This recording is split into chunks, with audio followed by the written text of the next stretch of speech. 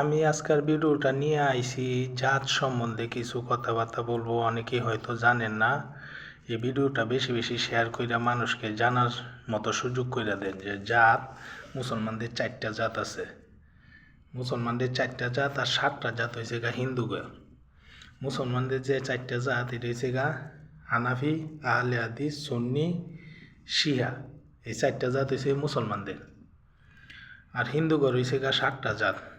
হিন্দুগর 7টা জাতের মধ্যে হয়েছে গা বর্মন, মালায়ন, শীল, সাহা, কুমার, দাস, চারাল। খুব খেয়াল করিয়া শুনবেন।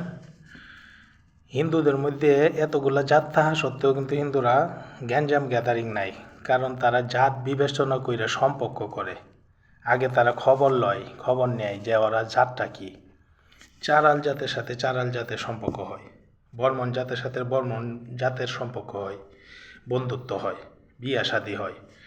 ঠিক আছে। আর আমরা মুসলমানরা জাত বিচারি না, বিদায় আমাদের মধ্যে ঝগড়া সবসময় লাগিয়ে থাকে। কেননা হানাফি জাত যদি হানাফির সাথে সম্পর্ক থাকতো তাহলে কিন্তু ঝগড়া জাতি লাগতো না।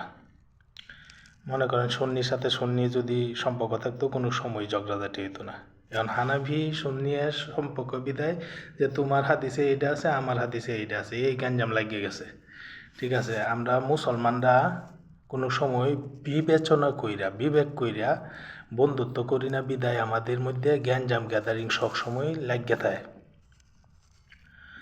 তবে দেখেন, আমাদের 40,000 পেগাম্বর শুধু এক আল্লাহর ইবাদত বন্দিগি করতে বলছে, শুধু এক আল্লাহ রাব্বুল আলামিনের ইবাদত বন্দিগি করতে বলছে। আমাদের যে 4টা জাত আছে, 4 জাত কিন্তু এক আল্লাহর ইবাদত বন্দিগি করে।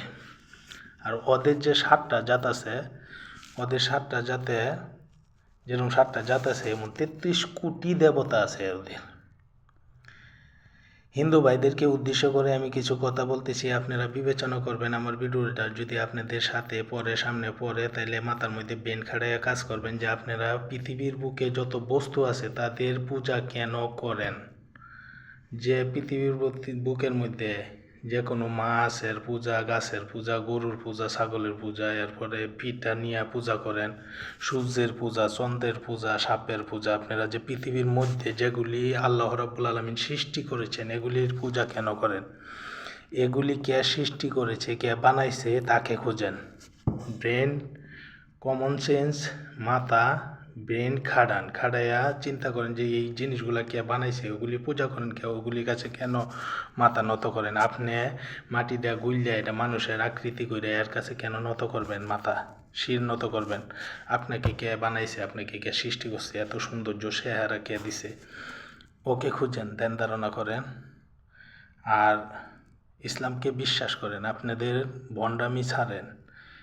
ইহকাল আর পরকালে যদি সুখ পাইতে চান তাহলে বিবেচনা কইরা যে যদি ইসলামের মধ্যে কোনো খুঁটিনাটি ধরতে পারেন তাইলে ইসলামে আসার কোনো দরকার নেই। আর যদি খুঁটিনাটি না ধরতে পারেন তাইলে স্বইচ্ছাকৃতভাবে এখনও সময় আছে, কালিমা শাহাদাত পইরা ইসলাম ধর্ম গ্রহণ করেন। আমি জোর করব না, বাধ্যতামূলক আমি আমার কথা বলতেছি, আপনারা ইসলাম ধর্ম গ্রহণ করেন আমার এই ভিডিওটা শুনিয়া। কারণ আমরা 4,000 পেগাম্বর, সবটি পেগাম্বর আইসা 4টা জাত আছে আমাদের।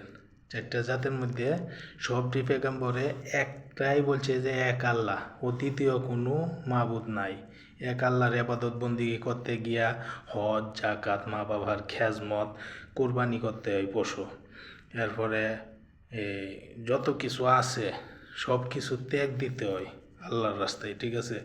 নামাজ 5 ওয়াক্ত পড়তে, কত কিছু কইরো একটা আল্লাহর ইবাদত বন্দিগি করতে পারি না। অনেক মানুষ আমরা হতাশ হয়ে যাই। আর আপনারা 33 কোটি দেবতার পূজা কেমনে করেন?